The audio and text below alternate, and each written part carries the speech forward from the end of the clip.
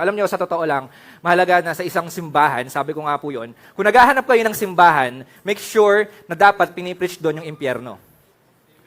Hindi puro, puro mga, tawag dito, coated, yung gusto, masarap lang sa tenga.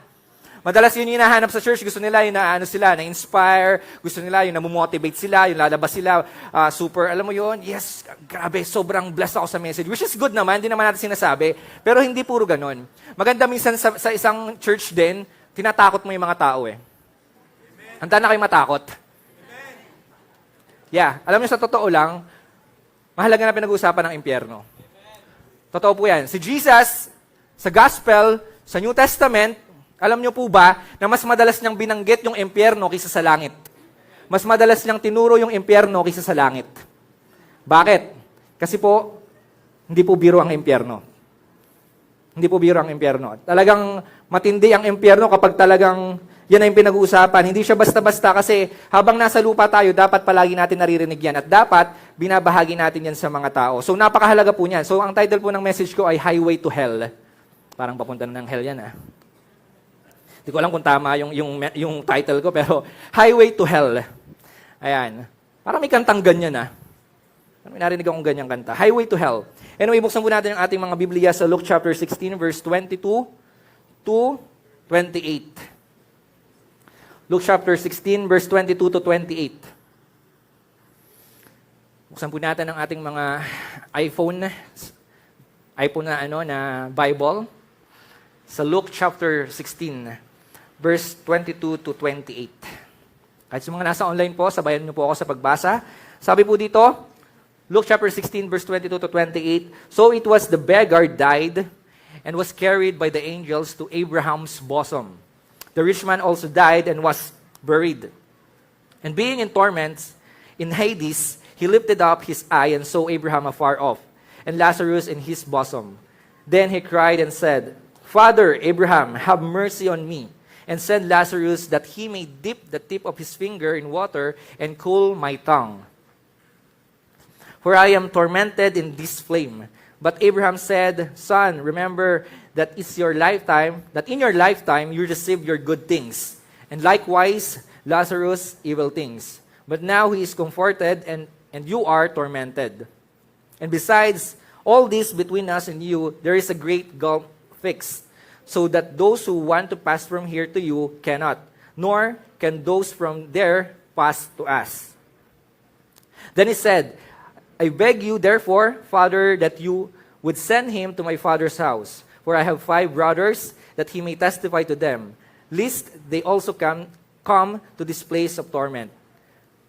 Abraham said to him, 'They have Moses and the prophets. Let them hear them.' And he said, 'No, Father Abraham, but if one goes to them from the dead, they will repent.' But he said to him, 'If they do not hear Moses and prophets, neither will they be persuaded, those on rise from the dead.'" Tayo po'y manalangin.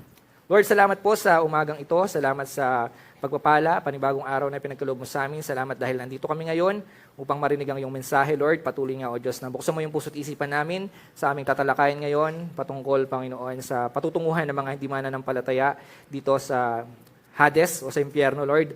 Tulungan mo kami na maintindihan ito nang sa ganon maibahagi rin namin ito sa mga tao, sa mga kamag-anak namin na hindi pa po nakakakilala sa iyo. Tulungan mo kami, O Diyos, na mabuksan yung aming mga puso't isipan at hayaan mo, Panginoon, na i-reveal mo sa amin, Panginoon, kung ano yung nais mong sabihin ngayong umaga po na ito. Salamat po, Panginoon.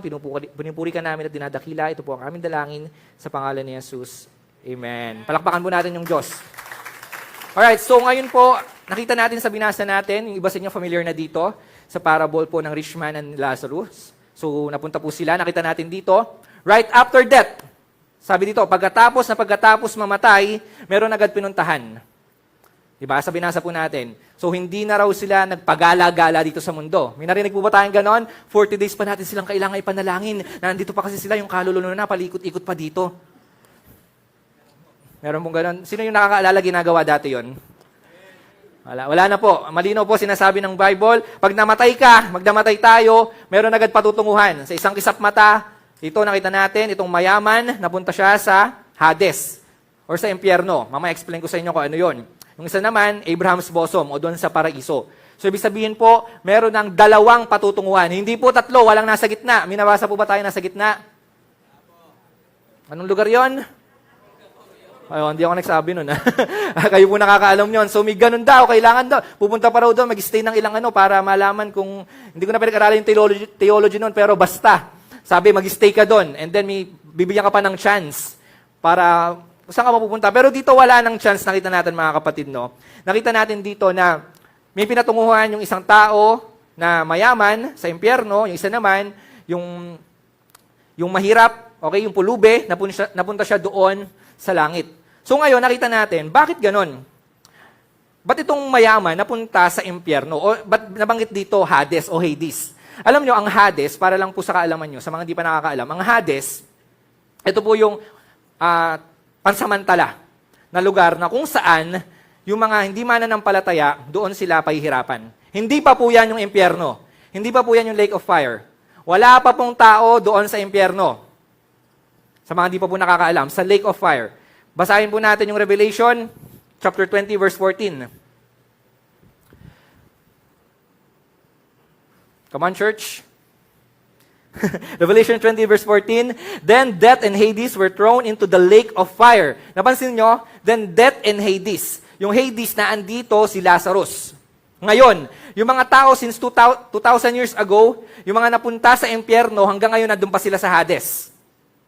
Hindi pa po yan yung impyerno. Kasi ang sabi dito, then the death and Hades were thrown, tinapon sila doon sa lake of fire, which is the second death. Yun po yung impyerno. Yun po yung final destination ng mga hindi mananampalataya. Ngayon, meron silang pangsamantalang tinutuluyan ngayon. Wow, social, may tinutuluyan.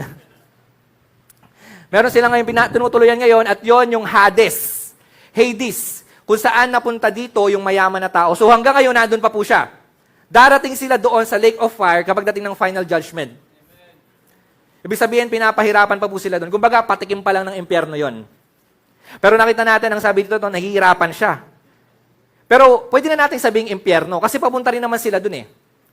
Okay, pag sinabi natin na yung mga mananampalataya nasa impyerno, part na rin po yung kasi yung Hades, dadalhin din sila pagdating ng panahon doon sa second death or doon sa lake of fire. Sa Tagalog, impyerno ang sabi dyan.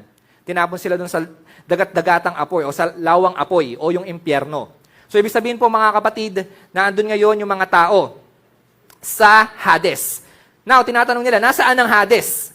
Actually, para po sa mga Griego, para sa mga Hudyo, ang Hades, yan po yung pinaka-ilaliman. Sinasabi nila na yung Hades nasa ilalim ng earth. At kapag nagkaroon ng final judgment, yung Hades na yan, dadalhin sa lake of fire. Hindi po natin alam kung nasaan yung lake of fire, but sinasabi po nila, ngayon, maaaring nasa yung Hades, nasa ilalim ng lupa. Kasi noon pa man, ang paniniwala nila, ito yung bottomless pit, na naandito yung mga place of, mga namatay. Mga namatay. At the same time, yung Hades po na yon, kung naalala nyo, merong dating nag-viral. Dati pa yun eh. Yung naglagay sila ng mic sa pinakailalim, tapos meron silang narinig na nagsisigawan daw, na nagsisuffer. Alam nyo, narinig nyo, nauso dati yun, tapos ginamit pang evangelize yun eh. Tinakot yung mga tao, yung naghukay yung mga scientists ng napakalalim na hukay, sobrang lalim, and then naglagay sila ng mic doon, and then naglilig nila, nagsisigawan ng mga tao, nagsisuffer. Sinasabi nila, maaaring naandun daw yung Hades, nasa ilalim. Hanggat wala pa sa impyerno, nandun sila, nagsisigawan, pinahihirapan sila doon. So, ganun po yung dito sa binasa natin. Anyway, we don't know. Hindi po natin nakakaalam. Iba't iba lang po yung perspective ng mga scholar dyan. Pwedeng sinasabi nila, yung Hades nasa ilalim or nasa ibang dimension, black hole or kung ano-ano man. Pero ang punto lang natin dito, totoo yung impyerno. Amen? Kahit nasaan siya, totoo yung impyerno. Merong impyerno dahil ito yung sinasabi ng Biblia. Bagamat walang sinasabing exact location, hindi po sa bahay niyo yung impyerno, ha? Ano ba bahay ito? Impyernong bahay ito! Puro na lang utos si Mrs. Hindi po yun yung bahay niyong impyerno, ha? Ang impyerno po, hindi natin alam, pero ito po ay totoo. So yun po mga kapatid, no? Dito natin titingnan, mas tignan pa natin, ano bang meron sa impyerno? Alam natin yung impyerno, naririnig naman natin yan. Alam natin na may impyerno, bilang sa Christianity, alam natin, may langit, may impyerno. Ngayon, ano ba talaga? Ano pang meron dito sa impyerno? Base dito sa binasa natin. Kasi dito sa parable na ito, mas makikita natin dito kung anong meron talaga sa impyerno. Ano yung mararanasan ng isang tao sa impyerno? Ano yung i-expect ng isang tao sa impyerno? Pero hindi po natin ito tatalakayin kasi hindi naman kayo mapupunta dun eh. Ba't natin ito pinag-aaralan to? Ba't pa natin i-expect to? Kasi hindi po para sa inyo. Para po sa mga taong hindi pa nakakakilala sa Panginoon. Amen? Tingnan mo nga katabi mo, mukha bang tagalangit na yan? Baka amoy asupre pa yan, ha? Amoy sulpur no? Amoy pulbura. Mas okay na maging amoy lupa, no? Amen talaga, no? Mas okay na maging amoy lupa kaysa naman maging amoy impyerno, no? Isipin mo, amoy impyerno ka kahit anong pabango mo, no? Anyway, yan po ang magiging natin ngayon, topic natin ngayon. Anong meron sa impyerno? Anong i-expect ng isang tao sa impyerno na dapat malaman ng mga tao? Nang sa ganon, masabi natin sa kanila, ito yung impyerno. Ma-warningan natin sila. Kasi ito, warning po ito eh. Warning po ito para sa ating lahat. Hindi lang para sa mga Kristyano, sa lahat po ito. Kasi alam natin, langit na tayo eh. Okay na, sige, doon na tayo sa langit. Alam natin, ligtas na tayo. Pero kailangan nating malaman din to para sabihin natin sa mga tao, ito yung mangyayari sa'yo. Patay ka talaga kapag nasa impyerno ka. So number 1, ano ang place, ano yung impyerno? Anong meron dito? Number 1, ito yung place ng distress. It's a place of distress. Doon sa verse 23 to 25, mababasa natin doon ang sabi, and being in torments, hindi ibig sabihin, marami to, torments in Hades, he lifted up his eyes and saw Abraham afar off, and Lazarus in his bosom. Then he cried, nakita nyo, umiyak. He cried, ibig sabihin, may pag-iyak. Bakit siya umiyak? Tears of joy ba yon? Hindi. Umiyak siya, ibig sabihin kapag umiyak, matindi yun. It's either masaya ka o nahihirapan ka. Eh, impyerno po yun. Sigurado mga kapatid, nahihirapan siya. So, bakit siya umiiyak? Ang sabi niya dito, Father Abraham, nagmamakaawa siya. Nagmamakaawa siya doon kay Abraham. Have mercy on me and send Lazarus that he may dip the tip of his finger in water and cool my tongue. So, ibig sabihin po, ito, ang pag-usapan natin dito sa distress na to is about physical torture.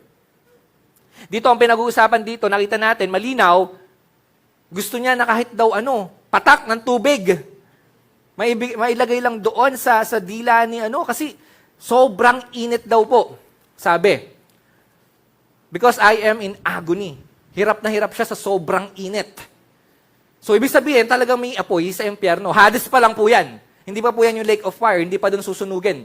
Ibig sabihin, ito, hirap na itong si Lazarus dito sa point na to kasi nga, sobrang init. At hindi lang sobrang init, yung torture ng sobrang uhaw. Uhaw. Naranasan nyo ng mauhaw o ma-dehydrate? Di ba lalo pag mainit na ganito, pinagpapawisan tayo, kailangan natin mag-replenish. Sobrang, alam mo yun, nakakapanghina.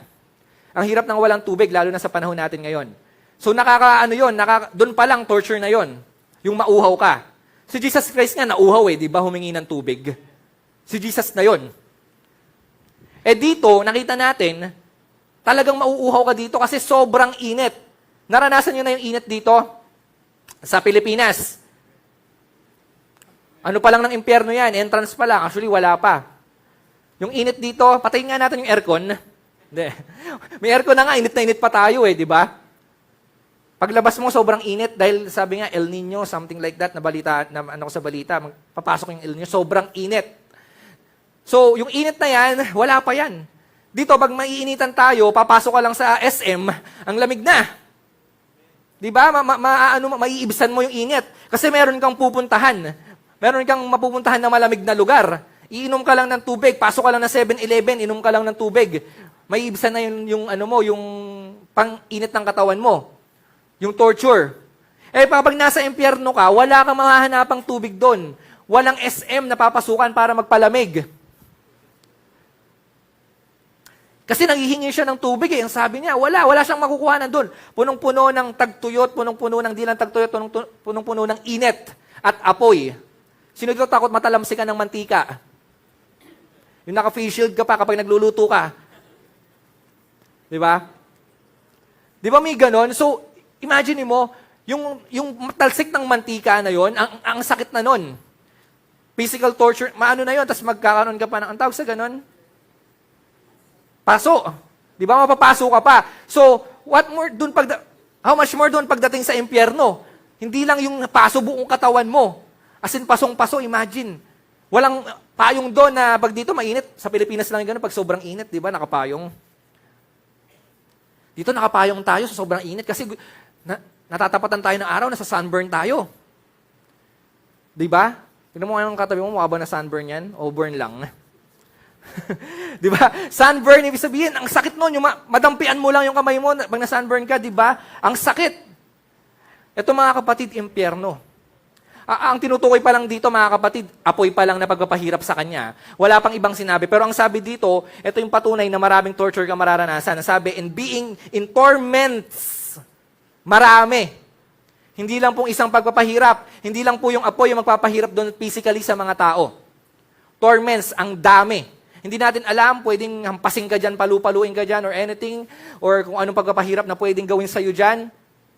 Pero makikita natin dito, physically, talagang pahihirapan po yung mga tao. Pahihirapan yung mga naandun sa impyerno. At ang matindi po dyan, mga kapatid, hindi lang siya isang sakit. Di ba kapag natalamsikan ka, okay na yon, gagaling na rin yan. Dito, pangwalang hanggan yon. Matthew chapter 25, verse 41, then he will say to those on his left, depart from me, you cursed, into the eternal fire, prepared for the devil and his angel. Dito, para lang talaga sa mga anghel tong mga fallen angels. But nakita natin, yung mga hindi mananampalataya, yung mga makasalanan, dito sila mapupunta. So ibig sabihin mga kapatid, yung eternal punishment, eternal talaga. Hindi siya isang araw lang. Hindi lang siya isang sakit. Hindi lang siyang isang hirap. Hindi lang yan isang palo. Di ba kapag kunwari naalala nyo nung kabataan kayo, kunwari, gagala kayo.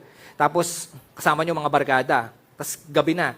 Sige na, magpagabi na tayo, okay lang yan. Pag uwi mo, isang galit lang naman sa'yo ng magulang mo, isang palo lang yan. Diba? Naranasan yon yung mga rebelde dyan. Yung mga sasabihin nila, tara, sige na, huwag na muna tayong umuwi. Papagalitan ka lang. Papagalitan ka rin naman eh. Sige na, ano na tayo? Napaka-BI, no? Sino yung mga ganun, mga BI? So, sa impyerno, hindi po ganun. Walang isang punishment lang or isang mararanasan mo lang. Eternal. Malinaw po dito sa binasa natin, eternal. Maraming mga nagsasabi, hindi raw eternal yung impyerno. May mga doctrine po na ganun. Sinasabi nila, bakit? Bakit eternal? Sobra namang pagpapahirap nun. Ano bang ginawa kong kasalanan para pahirapan akong eternal? Pero ito po yung sinasabi, mga kapatid. Eternal po yun. So dito, talagang sobrang tindi ng pagdadaanan ng isang tao. Kasi hindi lang siya, hindi lang siya, anong tawag dito? Isang sakit lang. Okay lang sana kung isang sakit lang eh. Pero dito pinapakita sa atin ng Biblia, sinasabi nila na talagang hindi lang masakit, mahirap, nakakapagod. Imagine niyo wala ring tulog po yan. Papahirapan po kayo ng walang tulog. Sino ito mahilig matulog? Hindi kayo makakatulog doon. Sige, itulog nyo na lahat kahit dito sa sa church. Pero pagdating nyo doon sa impyerno, mga kapatid, hindi kayo makakatulog dahil eternal yung punishment. Ang sabi nga doon, araw at gabi, sabi sa Revelation, pahihirapan. Imagine yung gusto mo nang matulog pero hindi ka makakatulog. Yung pagod ka na hirap ka na, pero hindi ka pa rin makatulog. Yung gutom ka na uhaw ka na, pero hindi ka pa rin makakain o makainom. Wala pa yan. Yung pagpahirap na yan, 1% pa lang yan ng impyerno, yung binabanggit natin dito. Ibig sabihin, yung pagpapahirap na yan, wala pa yan. Physical torture. As in, mararanasan mo yung sakit, yung pain sa katawan. Dahil dito sa binasa natin, ang sabi, talagang may naramdaman pa tong si yung mayaman na tao Nakaramdam pa siya Ibig sabihin, talagang pagdating mo dun sa impyerno, mararamdaman mo pa rin talaga kung ano yung pain, yung hirap, yung torture. So yung Hades po na yan, mga kapatid, yung kamatayan dyan, walang tigil. Mamamatay ka forever. Di ba may mga tao nga sinasabi nila, pag tinanong mo, paanong paraan gusto mong mamatay ka? Gusto ko yung at peace pag namatay ako. Yung natutulog lang ako and then mamamatay na ako. Sino yung gustong ganun mamatay? Yung natutulog ka lang, yung hindi ka na i-ICU, yung mapupunta ka pa sa ganito, yung pahihirapan ka pa, sasaksak ka pa ng kung ano-ano, mag-suffer ka pa. Di ba ayaw natin ng ganon? Ayaw din natin yung mapupunta tayo dun sa basilan, tapos gigilitan yung liig natin ng bread knife, no? Mga 1 oras lang ginaganon, torture.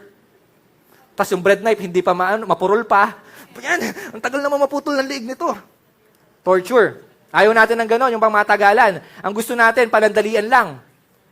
Gusto natin, Lord, pag namatay ako, gusto ko yung ano lang, yung natutulog lang ako, hindi na ako magigising. Wala nang gastos, wala nang pagpapahirap, di ko na mararanasan yung physical pain, torture. Di ba yun yung gusto natin? Pero alam nyo kapatid, pag nasa impyerno kayo, hindi lang isang patay yung mararanasan nyo, isang kamatayan. Forever po yun. Hindi ka lang mamamatay ng isang beses. Hindi lang 2, hindi lang 10, hindi lang 1,000, hindi lang 10,000, hindi lang 1,000,000. Forever kang mamamatay. Ganun pong katindi yung impyerno. Yung iba iniisip nila, gusto nila, at peace silang mamatay, pero pag di nila alam, impyerno pala yung mapupuntahan nila. Sunod-sunod na kamatayan. Pagpapahirap na mararanasan po nila. Kasi mga kapatid, yung kamatayan na to, isang beses mo lang mararanasan sa lupa talaga to yung kamatayan dito, yung physical death.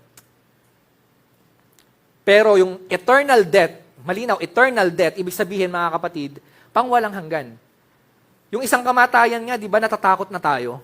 Takot na nga tayong mamatay ng isang beses. Paano pa kaya yung eternal death? Hindi mo alam kung itong araw na ito, paano ka papatayin sa pangalawang araw. Naka-schedule, okay, yung unang araw, yun nga, papatayin ka ng demonyo, nagigilitan ka sa leeg. Hindi mo alam, wala tayong alam. Pero araw-araw papatayin ka. And torture, yung pagpapatay sa'yo, hindi yung injectionan ka lang ng pampatulog, then patay ka na. Walang ganun-ganun sa impyerno, walang patawad po doon. Ang sabi dito, torment, torture, paghihirap, distress, yan ang mararanasan ng tao sa impyerno. Araw-araw, minu-minuto, sigu-segundo. Walang oras na hindi mo nararanasan yung torture. Kaya yung iba sasabihin nila, gusto ko nang i-end yung life ko dito, pagod na ako sa mundo na to.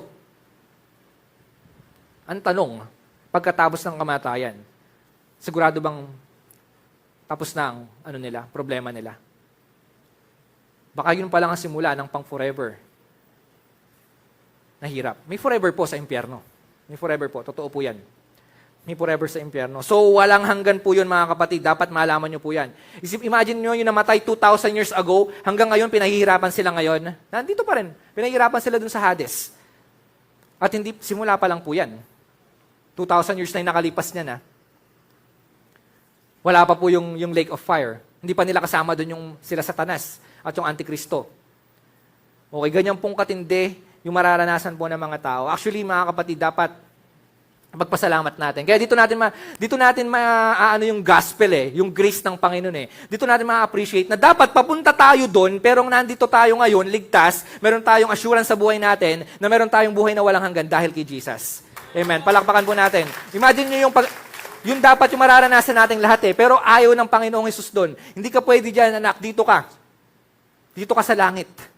Hindi ka pang dyan. Pang mga demonyo lang yan. Satanas lang yan. Pero dito natin ma-appreciate, kaya nga bumaba si Jesus Christ dito sa lupa Yun yung reason, kasi ayaw niyang mapunta ka doon. Kaya ngayon nandito tayo ngayon. Kaya kayo nakaupo ngayon dyan. Napasukan kayo ng gospel. Meron kayong Holy Spirit sa puso nyo ngayon. Meron kayong buhay na walang hanggan ngayon. Kaya ipagpasalamat nyo po yun. Buti hindi pa kayo namatay dati bago tanggapin nyo yung Panginoong Kristo, no? Bago kayo abutin ng kamatayan. Ayan kayo ngayon, ligtas. May assurance of salvation. Na anumang mangyari sa buhay nyo, sa langit kayo mapupunta. Sure na po ba kayo na sa langit kayo mapupunta? Gano'n kayong ka-sure? 100%?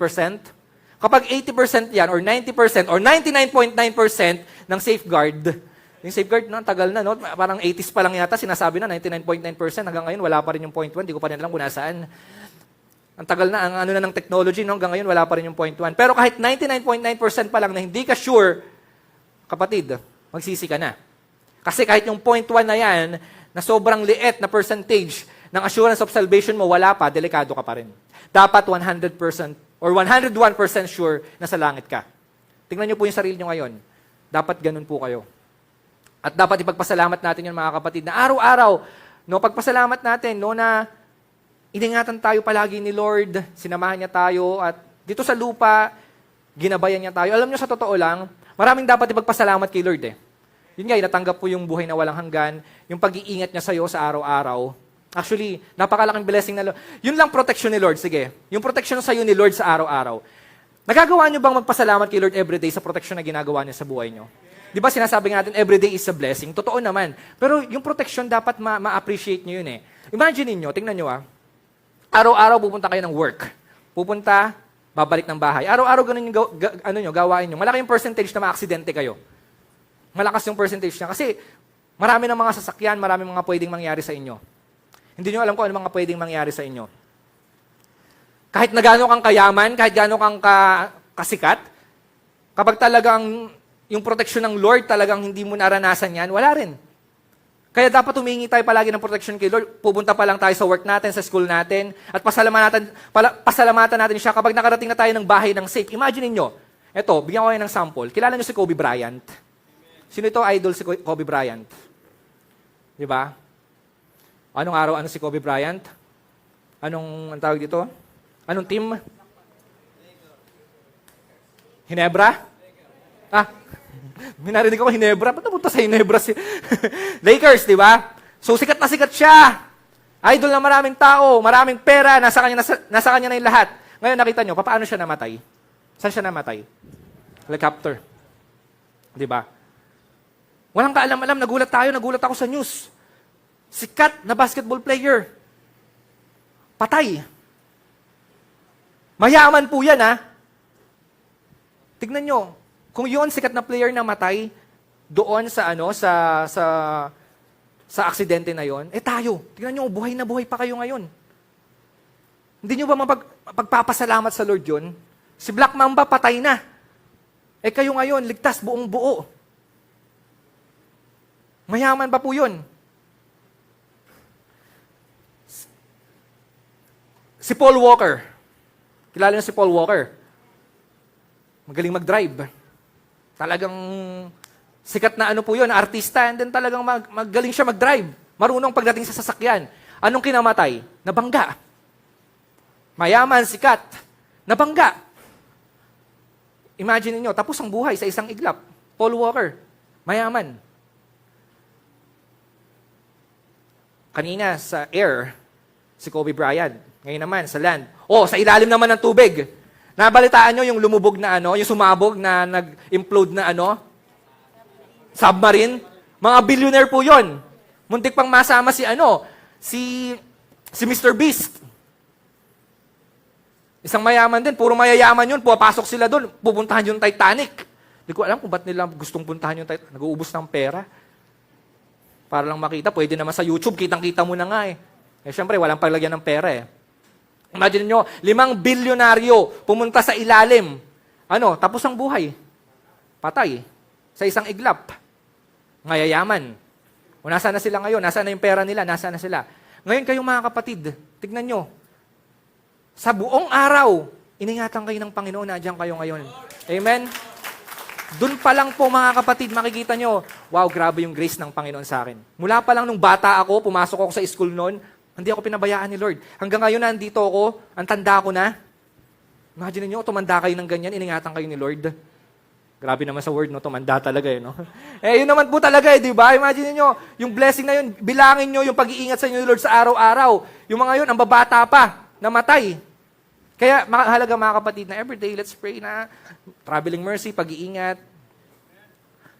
Talagang, nandyan yung po ni Lord. Nandyan po yung pag-iingat po ni Lord para sa ating lahat. Actually, personally, ako talaga, maraming beses na rin po ako diyang muntik na talaga na mabangga or kung ano-ano man, pero talagang, sabi ni Lord, may plano pa siya sa buhay natin. Tsaka talagang, dapat po talaga pag aalis kayo, huwag niyo kakalimutan mag-pray kayo pag aalis kayo. Hindi lang pag kumakain kayo. Di ba pag kumakain, lagi tayo, Lord, bless this food, amen. Ang bilis pa. Di ba? Ganun lang. Maganda rin pag aalis ka, bago ka umalis, wala nang rosaryo, yung hawakan mo pa sa motor o kaya wala nang ganun. Hingi ka na lang ng kay Lord, protection, pag-iingat. And sasamahan kayo ng Lord sa pagta-travel or saan man kayo pumunta. Sabi ng Panginoon, hindi kayo iiwan ng Panginoon, hindi papabayaan, basta umasa kayo sa Kanya. Okay, so mga ganun po mga kapatid, palakpakan po natin yung Panginoon. So ngayon, balik tayo dito, yung distress po na yan, once na namatay ka na, wala na pag-asa yan. Okay, pag namatay ka na, pag napunta ka na doon, yun na yun. Kaya matindi yung pagdadaanan ng mga tao pagdating doon sa impyerno. Hindi natin ma-imagine yun mga kapatid. But dito binigyan tayo ng konting parang patikim ng kung anong meron sa impyerno. Basta ang sabi dito, mahihirapan ka base sa naranasan nung mayaman na tao, talagang matinding distress, physical torture. Okay, dito nakafocus tayo sa physical na torture. So totoo po talaga na torturein or physical na mahihirapan yung mga tao pagdating po doon sa impyerno. Okay, so yun pa lang, pag iniisip na natin, dito sa lupa, we are so blessed, di ba? Kahit minsan nakakaranas tayo ng mga suffering dito sa lupa, but yung suffering na pinagdadaanan natin sa lupa, wala pa po yan pagdating sa impyerno. Mas matindi po yung pagdadaanan ng mga tao doon. Pangalawa po is, it's a place of distance. Hindi lang po distress, distance. Basahin po natin yung verse 26. Ang sabi po dito sa verse 26, and besides all this, between us, okay, may separation. Between us and you, there is a great gulf fixed. Meron ditong malaking bangin. So that those who want to pass from here to you cannot, nor can those from there to pass to you. So, ibig sabihin po mga kapatid, merong dalawang namamagitan. It's a place of distance. So, ibig sabihin po pala niyan, kapag nasa impyerno ka, malayong-malayo ka sa naandoon sa langit o naandoon sa piling ng Diyos. So, meron pong dalawang namamagitan, yan po yung malinaw sinasabi ng Bible. Ibig sabihin, meron talagang separation, merong distance na nagaganap po dito. Ngayon, ang interesting po dito, nakita natin, bagamat malayo siya, pero nakikita nung mayaman, kung ano yung pinagdadaanan ni Lazarus doon sa piling ni Abraham. Nakita niyo po, malayo daw place of distance siya. So, ibig sabihin, malayo talaga siya, pero nakikita. I don't know kung literal na nandyan siya, and then nakikita niya, natatanaw niya, but I think pwedeng yan ay malaking screen or something na ganon. Pero dito nakita natin, meron kasing malaking namamagitan sa kanilang bangin. And then nandito yung mayaman na taong pinaghihirapan at nakikita niya si Lazarus. So ano naman to? Dito napapasok naman yung emotional damage. Kanina physical. Distance. Imagine niyo, nasa malayo ka, nakikita mo sarap ang buhay nung naandun. Ikaw hirap na hirap. Kung inggitero, nasa impyerno ka, sobrang torture sa'yo nun. Maiinggit ka sa mga nakikita mo nasa taas. Nakikita niya kasi yung nangyayari kay Ibig sabihin dito sa binasa natin, kung nakikita niya si Lazaro doon sa piling ni Abraham, nakikita niya yung sarap ng buhay niya doon, mahirap na pasakit po yun para sa'yo. Imagine mo, ikaw na hirap, gustong-gusto mong iminom, nakikita mo doon si Lazarus, si Lazarus, talagang ang sarap ng buhay niya. So, emotional naman po dito yung damage. Emotional damage naman po, kanina physical. So, hindi lang po siya pang physical na pain or suffering, emotional suffering din po. Emotional stress. Imagine mo, araw-araw makikita mo yung mga taong nasa langit nagsisiya, ikaw nandiyan pinahihirapan. At yun nga po yung distance. Yung distance. Kung love language mo ay physical touch, mas lalo kang kawawa pag nasa impyerno ka. Sino dito nakaranas ng LDR? LDR, yung mga malalayo dyan, yung mga nasa abroad yung asawa, yung mga magulang, yung anak. Gusto ko makita yung kamay. Ang hirap po, di ba, ng LDR, mga nasa online, ang hirap po ng LDR, tama po ba? Ano ba LDR? Long distance relationship. Yung tipong yung mahal mo sa buhay, nasa ibang lugar, nasa ibang bansa. Ang hirap po na yung gustong-gusto mo siyang makita, gustong-gusto mo siyang mahawakan, di ba? Gustong-gusto mo siyang mayaka, pero hindi mo magawa kasi malayo. Wala pong hugot yun. Di ba? Kayo mga nakakasakit. Ang hirap nun, di ba? Yung gustong-gusto mo na talaga siyang, alam mo yun, iba nakikita mo lang sa picture, gusto ko nang makita talaga to, di ba? Ang hirap sa damdamin, di ba? Sa mga... So, ang gagawin mo na lang talaga, imagine mo na lang, no? Pero, ang hirap talaga yung pag-distance sa pinag-uusapan, lalo na kapag mahal mo yan sa buhay. Ang hirap. No? Naranasan nyo po yan, yung mga malalayo yung mahal sa buhay. Yung miss na miss mo na, pero wala kang magawa. Yung talagang, masakit siya sa puso mo, kasi nga malayo. So, yung ganun pa lang mga kapatid, ang hirap na, di ba? Imagine mo yung distance, impyerno, langit. Nakikita mo yung mahal mo sa buhay kung nabunta sa impyerno. Tapos ikaw nandiyon, hindi mo na sila makikita forever. Kapag long distance, may pag-asa ka pa na makikita ko pa siya ulit sa October. Ay! Nadulas ako doon. Di ba? May pag-asa ka pa magkikita pa tayo, sasabihin mo pa, may nag-look forward pa kayo na, magkikita pa tayo soon. Panandalian lang to. No? Tsaka sa December. Di ba? May mga ganon. So, meron kang nilulook forward mo na magkikita pa kayo. Kaya lang, kapag nasa impyerno ka na, wala na. Layo mo na. Forever ka na andyan. Sabi dito, balikan natin dito, wala raw makakarating. Basahin natin yung ano. Ang sabi dito, so that those who want to pass, yung pupunta doon from there to you, cannot, hindi makakapunta. Nor cannot those from there pass to us. Yung mga nandun, hindi makakarating doon sa impyerno. Yung mga nasa impyerno, hindi makakarating doon. Makikita mo lang. Sakit nun, emotionally. At hindi mo lang isang araw mararanasan yon, forever mong mararanasan. Imagine mo yung mahal mo sa buhay na andun. Nakikita mo, gustong-gusto mo na silang makita. Kasama, tapos nagsasuffer ka pa. Physical damage, emotional damage, grabe. Pagsamasamahin mo na, ganyan po ang impyerno. Akala nyo physical lang, no, yung masusunog kayo. Hindi po. Ang akala kasi ng iba, impyerno lang, yes, ganyan, ano lang, may impyerno, may apoy, yun na yun. Hindi po, hindi lang po ganun yun. More than that. Wala pa po yun. Yung apoy na yun, yung sa impyerno po na yun, wala pa yun. So, ibig sabihin po niyan, mga kapatid, talagang pag naranasan mo yung distance or yung layo doon sa taong mahal mo, talagang mahihirapan po kayo. Kaya, alam mo yun, na pag i-imagine mo pa lang siya, parang hindi mo na kaya. At the same time, hindi lang naman sa tao yung distance mo rin sa Diyos. Wala na yung presensya ng Diyos sa impyerno.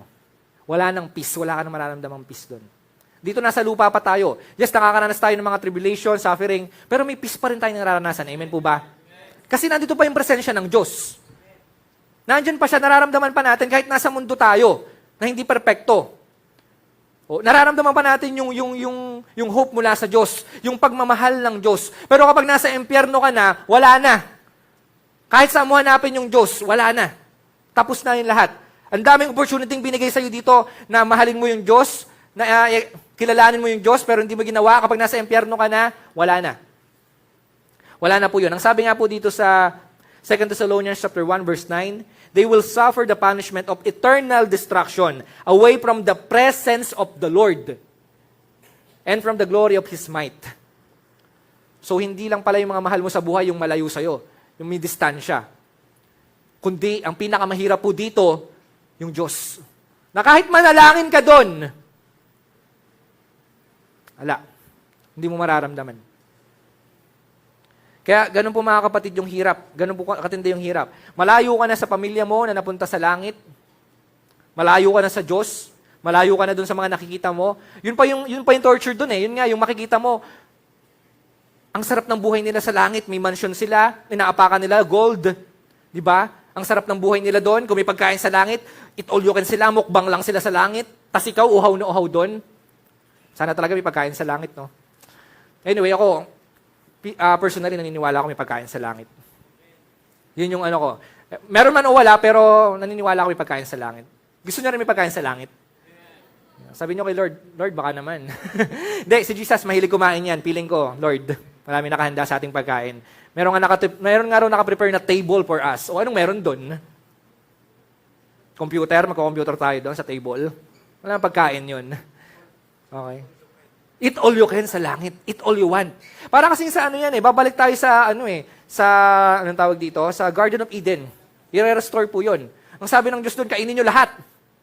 So, ibig sabihin, kung i-restore ng Lord yung lahat, ay ba, doon, kahit kumain ka, hindi ka mag-aano na, diet ako. Kahit kumain ka doon, hindi ka tataba. Tingnan mo katabi mo, sabi mo, bagay ka sa langit. Kasi glorified body ka na perfecto na yung figure mo, naks. Di ba? Ayos na ayos ka na doon. Kahit kumain ka, magmukbang ka doon, sige, kainin mo lahat. Hindi ka tataba, kasi glorified body ka, perfecto ka. I mean, lahat ng mga magagandang bagay mararanasan mo sa langit. Yung mga hindi mo naranasan sa lupa, yung height na hindi mo naranasan dito, sige, doon na sa langit yun. Tanggapin mo na ngayon kung yan yung height mo. Kung 4'9" ka lang, sige, okay lang. Sa langit, baka maging 4'10" ka. Isa lang pala yun. Hindi, ang point natin dito mga kapatid, maganda yung mararanasan natin sa langit. Kung doon sa amoy asupre, doon amoy garden. Diba? Ang bango ng amoy, tapos talagang punong-puno ng music, sumasamba ka sa Panginoon, ikaw na doon sa impyerno, nagsasuffer, yung iba. Diba? Ang hirap po nun. Ang hirap po ng ganun. Nakaka-trauma. Imagine niyo yung traumang mararanasan nyo sa impyerno. Ganun pong kahaba, ganun pong katindi. Ganun po yung mararanasan po ng mga tao sa impyerno. So, hindi mo talaga magugustuhan. Kaya nga sabi ko talaga, kapag inggitera ka talaga, nasa impyerno ka, mamamatay ka talaga sa inggit. Literal. Sabi, mamamatay ka sa inggit. O, pag nasa impyerno ka talaga, kasi may inggit ka talaga eh. Nakikita mo sila doon, nagsasaya, nagpa-party. Ikaw, hirap na hirap. Kaya yung mga inggitera at inggitero dyan, suko nyo na yan. Di ba? Yung mga mahilig mag-ano dyan. So, ang gawin po natin mga kapatid, no? Maging ano po tayo. Ngayon pa lang, kaya may nilulook forward po kasi tayong langit. Kaya alam ko yung iba sa inyo, hindi na kayo takot mamatay. Sino dito takot pa mamatay? Nakakatakot mamatay, yes. In a way na, syempre, di mo alam kung paano ka mamatay. Pero yung takot mamatay kasi, di mo alam kung saan ka mapupunta, yun po yung delikado. Kapag ngayon, takot ka mamatay kasi natatakot ka pa kung sa impyerno ka mapupunta, mag-repent ka mamaya. Hindi pa po huli yung lahat. Baka mamaya, hindi natin alam kung anong pwedeng mangyari sa atin, di ba?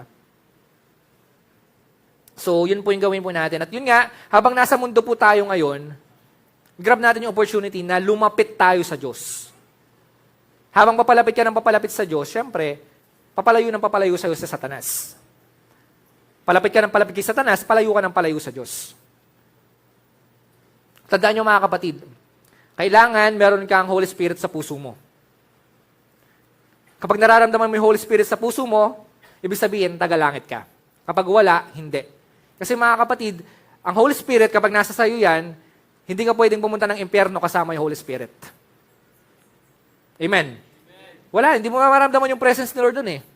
So kung hindi mo nararamdaman yung Holy Spirit ngayon, kailangan, tignan mo yung sarili mo, ligtas ka na ba? Ang Holy Spirit, siya yung magdadala sa'yo sa langit. Siya yung magpapataas sa'yo sa langit. Hindi yung sasama mo siya sa impyerno. Kaya mga kapatid, dapat ngayon pa lang, sabihin natin sa mga tao, or kahit tayo, makonvict tayo na lumayo tayo sa mundo. Lumayo tayo sa kung ano man meron sa mundo na ito. Lumapit tayo sa Diyos. Sabi nga sa 1 John chapter 2, verse 15, Do not love the world or the things in the world. Si Satan kasi yung nandito. If anyone loves the world, the love of the Father is not in him. For all that is in the world, the desires of the flesh and the desires of the eyes and pride of life is not from the Father, but is from the world. And the world is passing away along its desire. But whoever does the will of God abides forever. So ibig sabihin po nito mga kapatid, dapat po ituon po natin yung ating mga sarili sa ating Panginoong Diyos lamang. Huwag sa mundo. Kasi pag sa mundo ka tumuon, yan yung magpapalayo sa'yo sa Diyos. At habang papalayo ka ng papalayo sa Diyos, pag napunta ka sa impyerno, totally wala na yung presensya ng Diyos doon sa impyerno. Hindi mo na siya mararanasan. So dito, mapalad po tayo, kahit tayo ay nakakaranas po ng mga iba't ibang mga problema, suliranin dito sa mundo po na ito, pansamantala lang po yan. Kaya yun po yung iano po natin. Yun po yung lagi nating alalahanan. Kung may mga pinagdadaanan po kayo ngayon dito, sinasabi sa inyo ni Lord ngayon, yung message, yung revelation sa inyo ni Lord ngayon, pansamantala lang yan. Ano po yung mga problema nyo ngayon? Isipin nyo lahat yan. Sinasabi sa inyo ni Lord ngayon, pansamantala lang yan. Matatapos din yan. Amen? Kasama ko kayo. So kasi kasama nyo yung presensya ng Diyos eh. Kapag nasa impyerno ka na, wala nang ganun. Wala nang hope. Wala nang love. Wala nang peace. Wala nang faith. Wala nang kahit ano doon. Pero dito, habang nasa mundo tayo, Kristiyano ka, yes, Kristiyano po tayo. Dadaan pa rin po tayo sa mga pagsubok. Hindi po tayo exempted dyan.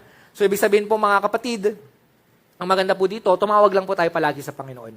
Kapag may mga pinagdadaanan po kayo, yes, naandyan yung mga pastor, yung mga leaders, pero tandaan nyo po mga kapatid, yung Diyos po natin yung una nating lapitan palagi. Kapag may mga pinagdadaanan tayo, may mga pagsubok tayo, huwag tayo agad umasa sa tao. Yes, makakatulong ang tao, pero lagi natin tatandaan mga kapatid, excuse me, sumunod po tayo o doon po tayo sa ating Diyos, lumapit palagi. Nang sa ganun po, maranasan po natin yung presensya ng Diyos. Pangatlo po, it's a place of, ano po yung una? Distress, distance, and last, it's a place of defeat. Basahin po natin yung verse 27 to 28. Then he said, I beg therefore, Father, that you would send him to my father's house, for I have 5 brothers that he have testified to them. Thank you po. Lest they also come to this place of torment. Okay. So ito naman po mga kapatid, it's a place of defeat. So bakit? Kasi ang talunan si Satan. At ang lugar nila Satan ay impyerno. So kung yun yung lugar ng Satan, mapupunta ka doon, ikaw ay talunan. Dito sa lupa, hindi mo mararanasan yung pagkatalo dahil kay Kristo. Maaaring mag-fail ka sa mga iba't ibang mga bagay, pero yung defeat, sa pinakadulo ng buhay mo, doon sa impyerno, doon mo siya talaga mararanasan. Pag sinabi mong defeat, mararanasan mo dito yung punong-puno ng disappointments, regrets. Okay, punong-puno yan ng guilt, pagsisisi. Naranasan nyo na po bang matalo? Malugi. Kaya mo katabi mo, mga ba nalugi yan? Di ba? Pag naranasan mo yon, na-scam.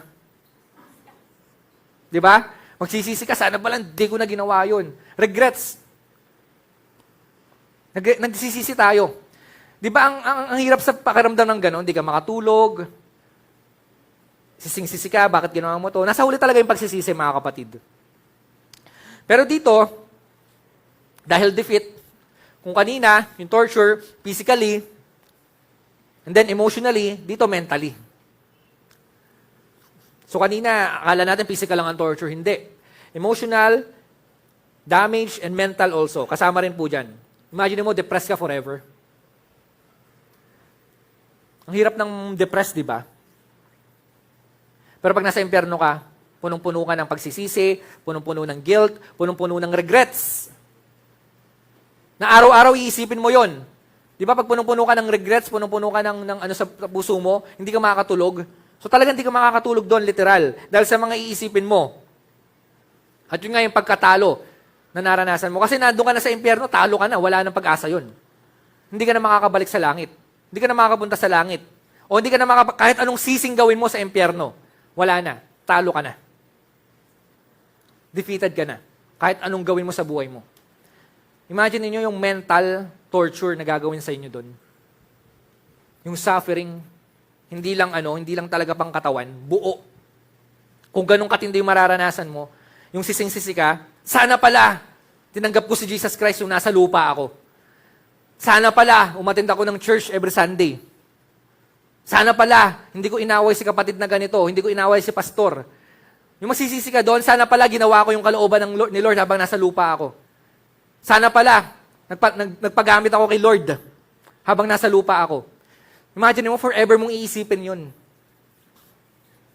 Ganong torture po mga kapatid. Mentally.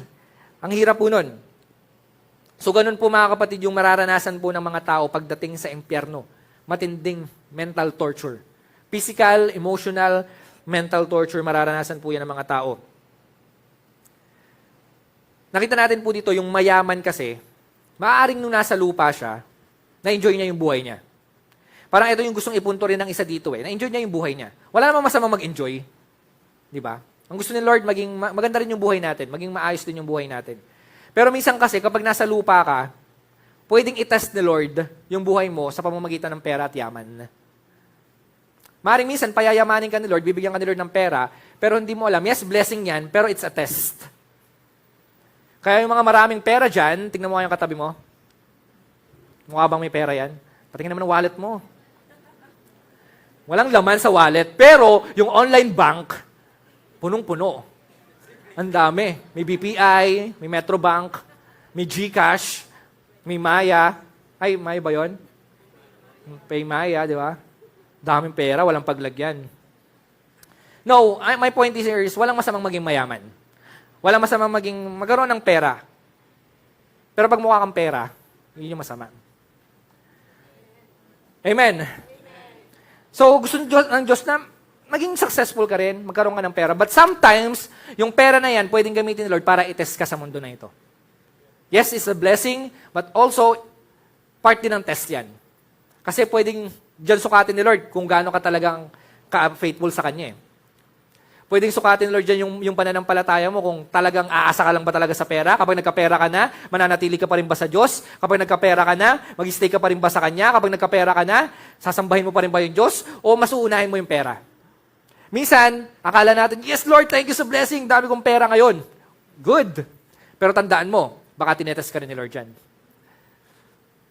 Yumaman ka, okay, good, walang masama. Praise God. May pera ka, may bahay ka, may kotse ka, may lupa ka, makakapag-travel ka, okay yan.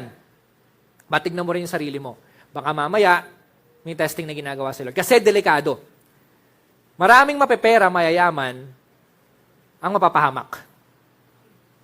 Hindi ako nagsabi niyan, kundi yung Bible. Basahin po natin yung Mark chapter 10, verse 25. It is easier for a camel to go through the eye of the needle than for a rich person, mayaman, mapera, to enter the kingdom of God. So, totoo, mas maraming mayaman ang maiimpyerno. At dito sa binasa natin, ang ginamit ni Lord sa parable niya na napunta sa impyerno, mayaman. At ang sabi sa Bible, the root of all evil is the love of money. Imagine pera. Pag pera ang pinag-usapan, yaman, hindi siya magandang Yes, may magandang part, but at the same time, hindi. Yung mga mayayaman na pupunta sa impyerno. Yung money, the love of money is the root of all evil. So, pera. Pera pala talaga. So, may mga pagkakataon talaga na yung pera, pwedeng yan yung maging maging cause talaga ng evil. Yung love, walang masama sa pera. Hindi ko sinasabing masama ang pera. Pero yung love at yung pagtrato mo sa pera, yun po yung mahirap. Papaano mo siya tinatrato?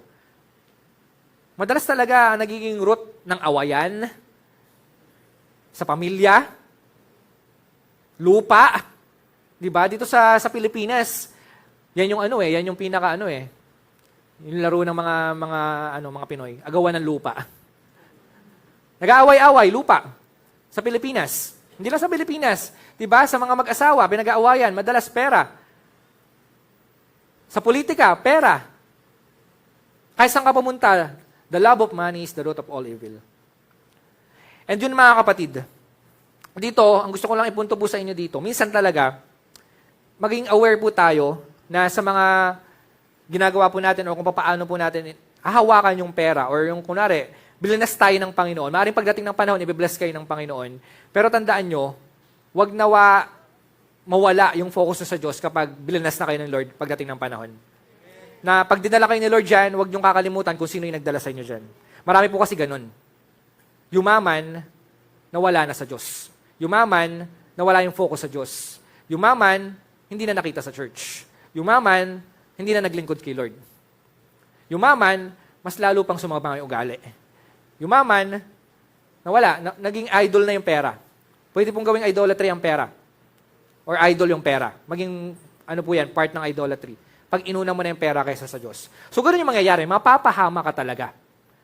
Mapapahama ka talaga kapag pera yung inuna mo kaysa sa Diyos. Unahin mo yung Diyos na nagbibigay ng pera. Amen. Palakpakan po natin yung Diyos. Kasi, kapag ang Diyos na yung inuna mo, kasunod na niyan yung pera. Pag inuna mo yung pera, wala. Hindi ka susundan ng Diyos. Lalayo ka pa sa Diyos. Muli, mahalaga ang pera. Sinasabi ko po mga kapatid. Gusto ko i-bless kayo ni Lord. Mahalaga po yan. Gusto ko i-bless rin po yung mga anak nyo po ni Lord pagdating ng panahon. Maging successful sila. Ano mga future nila. Mapagpala sila. Yumaman din sila. Walang masamang yumaman, mga kapatid. Pero meron ditong yung Diyos. Meron po ditong warning yung Diyos.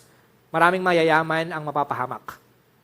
Maraming yaman ang di makakapasok sa kingdom of God. So sa mga magulang, syempre, lagi niyong tatandaan, kapag pinapangaralan yung mga anak, make sure na, yes, maganda yung future na gusto nyong mangyari sa kanya, pero lagi niyong tatandaan na paalala nyo sa kanila na anumang marating nyo sa buhay, kapag yumaman na kayo or naging successful kayo, wag na wag nyong kakalimutan yung Diyos. Yun lang po yung ilagay nyo sa isip nila. Kasi pwede silang mapahamak pagdating ng panahon. Kumbaga, yun po yung iwan nyo sa mga apo nyo, sa mga anak nyo, na someday, gusto silang maging mayaman, maging successful, pero wag na wag nyo pong kakalimutan kung sino yung nagdala sa inyo dyan. Yun po yung tinuro sa amin ng mga magulang namin. Anumang marating namin, saan man kami mapunta, wag niyong kakalimutan kung sino yung nagdala sa inyo dyan. Wag lalaki yung ulo, wag magyayabang, bagkos lahat ng papuri ibigay sa Diyos. Dahil sa Kanya lahat galing po yun. Amen po ba? Yun yung gusto ng Diyos na makita sa atin. Palakpakan po natin yung Panginoon doon. Okay, so yun po mga kapatid, no? Sabi nga, kahit na makamtan mo pa ang lahat ng nasa mundo na ito, Matthew chapter 16, verse 22, for what profits is to a man if he gains the whole world but loses his own soul. Diba? Kahit na makuha mo dito, wala yan. Hindi mo madadala sa langit lahat ng yan. Lahat ng pera mo, kahit mag-ipon ka dito, ng sangkatutak na pera, kung mamatay ka mamaya, wala yan, may iwan mo rin yan. Pagpipestahan lang din yan ng mga may iwan dito. Baka nga yung iba, hinihintay ka lang mamatay. para makuha. Yung mga ganun, di ba? Para makuha yung yung may iwan mo. Eh, ganoon naman talaga, lahat naman tayo mamamatay, di ba? Ay, hindi. Pwede tayo ma-rapture. Pag na-rapture na, damay-damay na. Sige, iwan lahat ng pera. Lahat ng pera nyo magkakalat na dyan. Parang merong balita, kumalat yung pera, tapos pinagpupulot nila. Nakakaawa naman. Anyways, ganun po yung mangyayari, mga kapatid.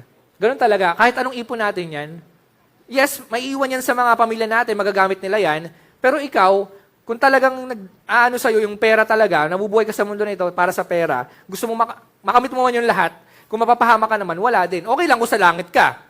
Eh kung impyerno ka,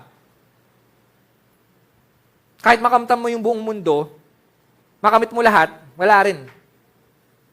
May mga sinasabi nga sila, di ba, binenta nila yung kaluluwa nila kay Satanas. May kakilala kayong ganon? Yung mga mayayaman daw na tao, mga theory lang po yun. Anyway, mga theory lang siya. But may mga ganon daw sinasabi nila, nakipag-blood compact daw kay Satan, pumirma ng kontrata, na kapalit ng yaman, kapalit ng buhay, kapalit ng pera, kasikatan, sila, yayaman sila. Pero kay Satanas na sila.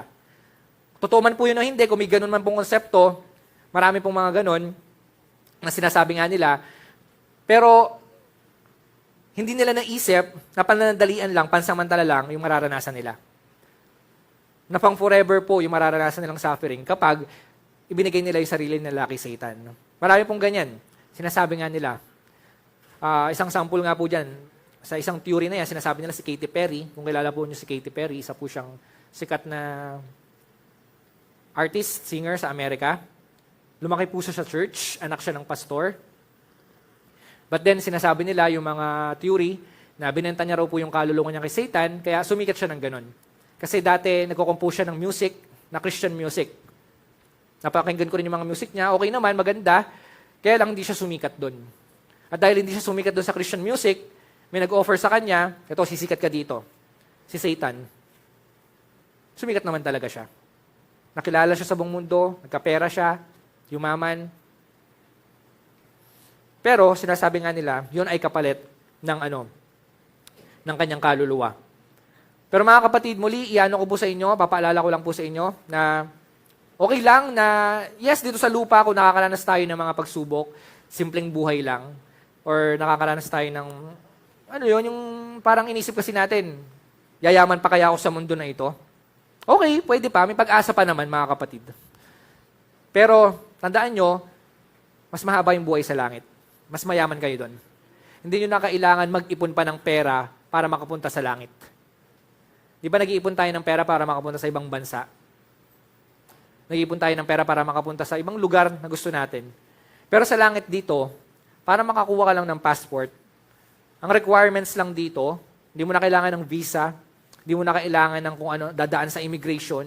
Sa totoo lang, mas madali pa talaga makapasok ng langit kaysa sa immigration dito sa Pilipinas. Yung mga na-offload pa dyan Di ba? Pero dito kasi, sa atin, ang gospel, sinasabi niya, manampalataya ka sa Panginoon sa Kristo, sumunod ka sa kanyang kalooban, and then, meron ka ng buhay na walang hanggan. Amen? Yun yung gawin mo. Kung yung simpleng buhay na naranasan mo dito sa lupa, kung di ka nakaranas ng sobrang alam mo yon yung sobrang yaman na bedo process, hihiga ka sa ganon, na meron kang sariling sasakyan, na sobrang daming sasakyan, meron kang napakalaking garahe, meron kang mansyon. Kung di mo manaranasan yon, pagdating sa langit, ipaparanas ng Diyos sa'yo yung yaman na deserve mo pagdating doon sa langit. Amen po ba? Kaya, i-look forward po natin yun, mga kapatid, na huwag tayo mag-focus dito sa mundo na ito, sa kung anong meron sa mundo na ito. Yes, mahalaga, kasi nga, nasa mundo pa tayo, may mga gawin tayo, magtrabaho tayo, mag-ipon pa rin tayo, gawin pa rin natin yung best natin para sa future natin. Mahalaga po yan, hindi po natin binabaliwala yan. Pero wag po tayong mag-focus doon. I-focus din po natin yung mga bagay o yung mga sarili natin sa mga bagay na hindi pa nakikita. Dahil yun po yung faith. Nakafocus po tayo sa mga bagay na hindi nakikita. Madalas kasi nakafocus tayo sa mga bagay na nakikita lang natin. Which is okay lang po yun. Pero ang tunay na mananampalataya, nakafocus din yan doon sa mga bagay na hindi nakikita. Lagi niyo po tatandaan yan. Ipairal po natin sa ating mga puso yung faith po natin. Yung faith na yan, para sa ating Panginoong Diyos. At higit sa lahat, para magkaroon tayo ng buhay na walang hanggan. Sino po dito ang naniniwala na meron na silang buhay na walang hanggan? Taas po yung kamay. Gusto ko makita yung kamay. Taas po. Kaway nyo po. Sa mga nasa online. Ayan. So lahat naman, meron ng buhay na walang hanggan. Sabi mo sa katabi mo, congratulations. See you in heaven soon. Soon ha? Soon. Matagal pa. Di ba? Pagdating ng panahon, magkikita-kita po tayo sa langit, hindi po sa impyerno. Muli, tinalakay po natin to. Yes, para takutin kayo. Tatakutin ko talaga kayo para doon sa mga tao. Para sabihin sa kanila na ito yung impyerno. Ito yung sinasabi ng Diyos. Ito yung sinasabi ng Panginoong Kristo. Hindi na para sa atin to. Para to sa mga taong hindi pa mananampalataya. Kaya mga kapatid, share ko po to sa inyo para gamitin po natin ito sa mga tao, sa mga kakilala po natin na hindi pa po mananampalataya. Na alam natin na hindi natin sila makikita sa langit pagdating ng panahon. Gamitin po natin itong sinasabi po ng Bible po na ito para malaman din po nila kung ano yung i-expect nila doon sa impyerno. So tayo po, mga tagalangit na, may mga pag-asa po tayo na makakasama natin yung ating Panginoong Kristo doon sa langit forever. At makakaranas po tayo ng buhay na walang hanggan pagdating po natin doon sa langit. So tayo pong lahat ay tumayo. Ngayong umaga po na ito, kung nasa online po kayo at yun nandito, kung maaaring hindi pa kayo sure sa salvation nyo, ito po yung i-grab nating opportunity na tayo po ay humingi ng tawad sa Panginoon, mag-repent, dahil hindi natin alam kung anong pwedeng mangyari, pwedeng mag-rapture na or sa buhay natin, pwedeng tumigil na yan. Pero this morning, nawa nga, ibigay natin yung buhay natin sa Panginoong Yesus. Kung ligtas ka na, ibigay mo pa rin patuloy, ipagkatiwala yung sarili mo sa ating Panginoong Yesus. Kung ligtas ka na, gamitin mo yung kaligtasan na yan, ibahagi mo yung kaligtasan sa mga taong hindi pa nakakakilala sa Panginoon. Lalo na sa mga kapamilya mo.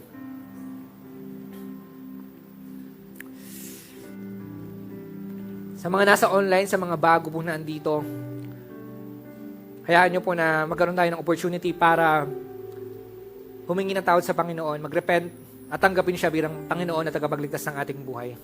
So sabayan nyo ako sa akin panalangin kung kayo ay hindi pa sure sa salvation o kung kayo ay wala pang kaligtasan sa puso nyo, piling nyo, at tingin nyo, hindi pa kayo tagalangit, sumabay kayo sa aking panalangin. Panginoong Yesus, lumalapit ako sa iyo at nagpapakumbaba. Humihingi ng tawad. At tinatalikuran ko na lahat ng mga kasalanan ng aking ginawa. Tinatanggap kita bilang Panginoon at tagapagligtas ng aking buhay. Simula sa araw na ito, ikaw na yung maghari sa aking buhay at ang kalooban mo na ang masunod. Sa pangalan ni Jesus, Amen. Kung sumunod ka sa panalangin na yon, meron ka ng buhay na walang hanggan.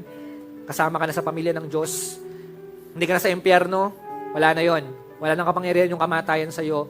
Meron ka ng buhay na walang hanggan. At pagdating ng panahon, kasama-sama tayo sa langit. Magre-reunion tayo sa langit. Ang pangalan mo ngayon ay nasa aklat na ng buhay. Ngayon naman, sa mga mananampalataya na nandito na may buhay na walang hanggan, alam ko na meron na kayong buhay na walang hanggan. Humingi naman tayo ng tulong sa Panginoon para bigyan tayo ng lakas ng loob, harapin ng buhay sa araw-araw. Mag-share ng gospel sa mga kamag-anak natin, sa pamilya natin, sa mga hindi pa nakakakilala sa Panginoon. So papanalangin ko po kayo, nabigyan kayo ng strength ng Panginoon, ng kalakasan, ng patnubay, pag-iingat na nagmumula sa Kanya. Kung nanghihina kayo ngayon, palakasin kayo ng Panginoon. Kung may karamdaman kayo, palakasin kayo ng Panginoon. Nang sa ganon, magawa niyo yung kalooban ng Diyos at maibahagi ang Kanyang salita. Panginoon, salamat po sa oras po na ito, sa mga kapatid ko na nandito. Salamat sa buhay nila na nandito. Salamat sa buhay na walang hanggan na pinagkaloob mo sa kanila. Lord, alam ko, Panginoon, na hindi ganun kadali yung buhay sa mundo. Pero nakita namin mas mahirap sa impyerno. Pero ngayon, Lord, humihingi kami sa iyo ng tulong, ng gabay, ng patnubay, ng wisdom, ng knowledge, ng strength, Panginoon, sa kung ano mga pinagdadaanan namin ngayon, Lord. Alam ko, O Diyos, na hindi po madali yung mga pinagdadaanan ng mga kapatid ko ngayon. Pero Lord, iparamdam mo sa kanila yung pag-asa. Iparamdam mo sa kanila, Panginoon, na nandyan ka, kasama mo sila, na meron silang tatakbuhan, na meron silang, Panginoon, na lalapitan sa panahon ng kagipitan, sa panahon, Panginoon, na sila ay may mga pinagdadaanan. Lord, I pray, O God, na ikaw ang maggabay sa kanila sa araw-araw. Ikaw, Panginoon, ang magbigay sa kanila at magpaalala na pag dumadaan man sila sa mga pagsubok, paalala mo sa kanila na hindi sila taga-mundo, O God. Ipaalala mo sa kanila na sila ay taga-langit, na merong nag-aabang sa kanilang mas maganda doon sa langit. At hindi mananatili ang kanilang paghihirap Pagdating sa langit, mararanasan nila yung kasiyahan, yung peace, Panginoon, at yung buhay na walang hanggan. Lord, salamat, Panginoon, sa pagkakataon na ito, and I pray na patuloy na bigyan mo kami ng pag-asa sa araw-araw na pinagdadaanan namin. Bigyan mo kami, Panginoon, ng lakas harapin yung mga pinagdadaanan namin. At ibahagi namin yung mabuting balita ng Panginoong Hesus. Salamat po sa pangalan ni Jesus. Amen. Sige po, palapakan po natin yung ating Panginoon.